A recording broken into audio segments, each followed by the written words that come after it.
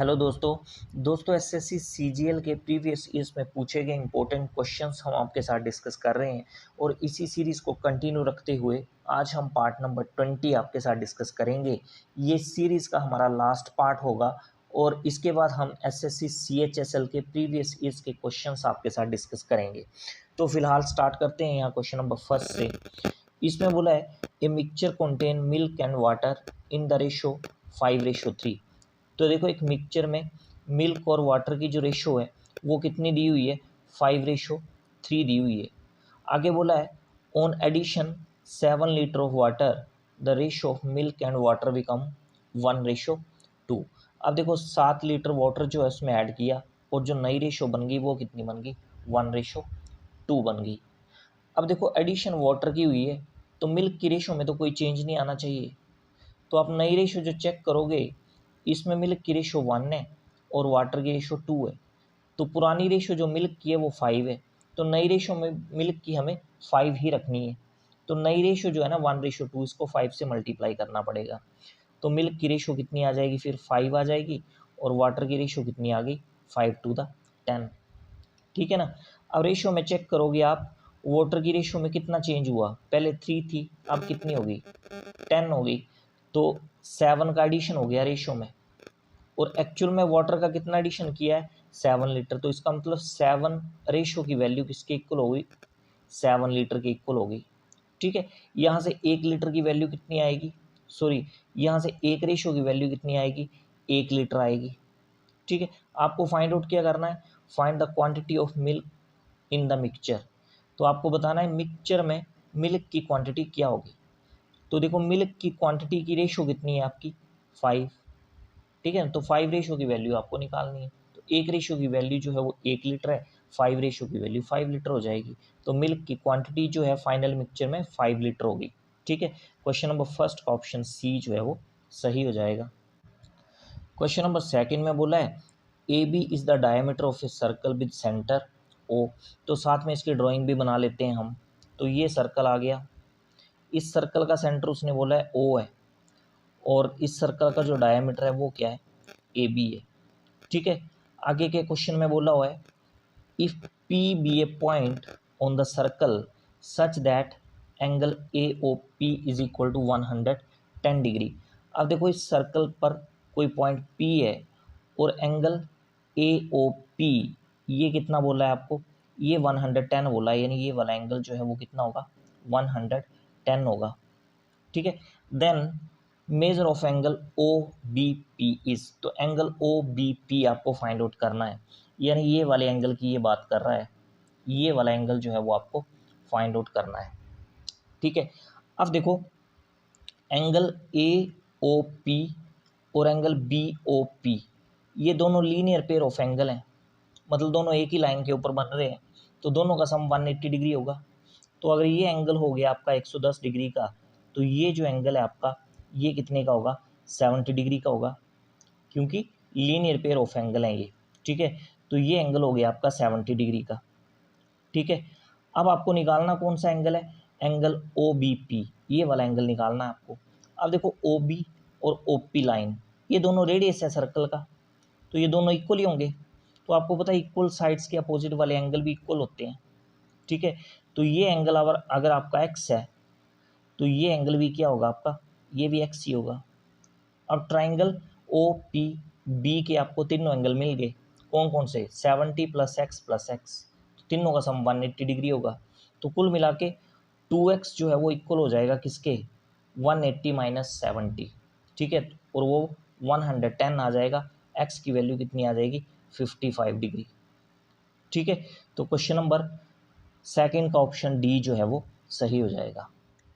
Question number third में बोला है number when divided by 221 leaves a remainder of 30 if the same number is divided by 13 the remainder will B.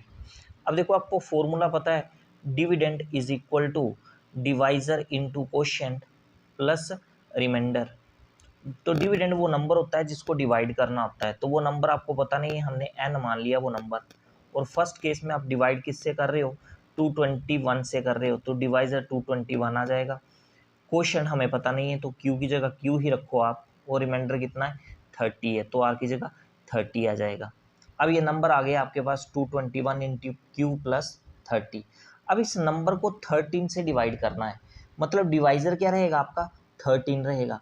तो ये जो number है ना, इसको आपको क्या करना है, इसके फैक्टर आपको इस तरह से करने हैं कि आपको इसको 13 की फॉर्म में लिखना है।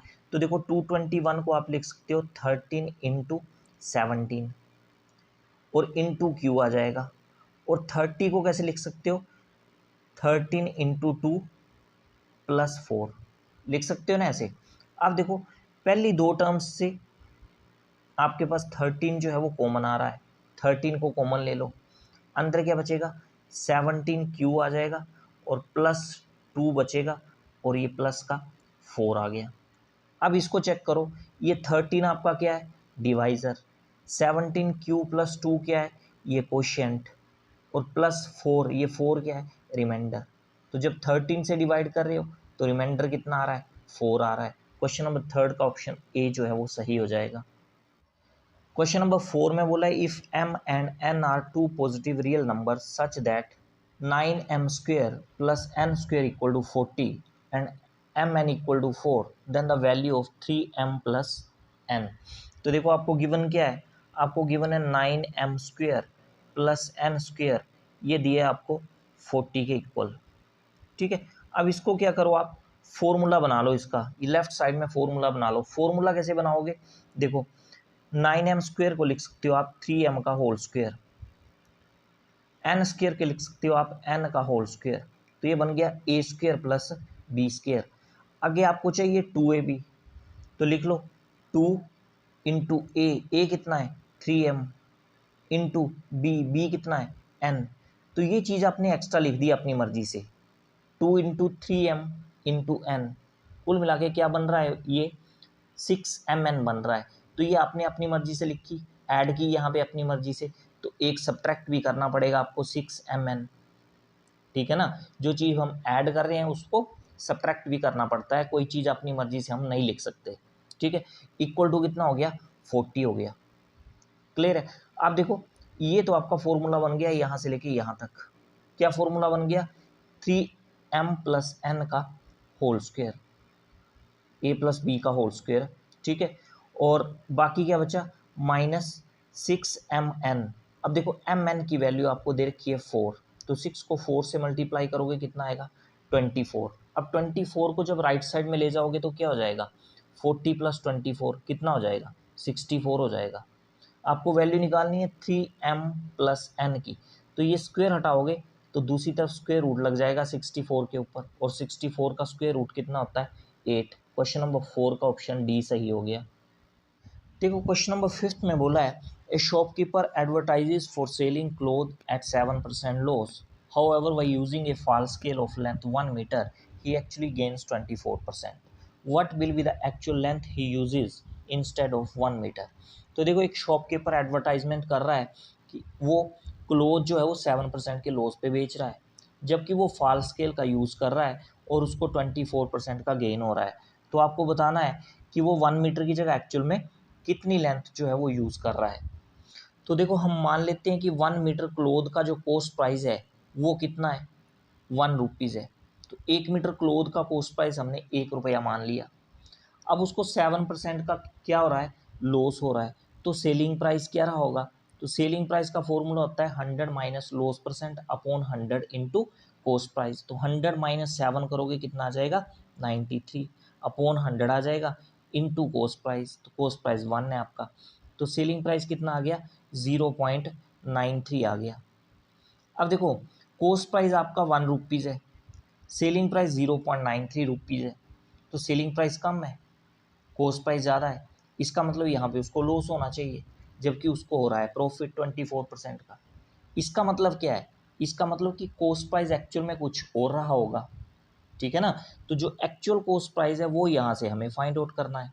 ACP का मतलब है एक्चुअल कॉस्ट प्राइस।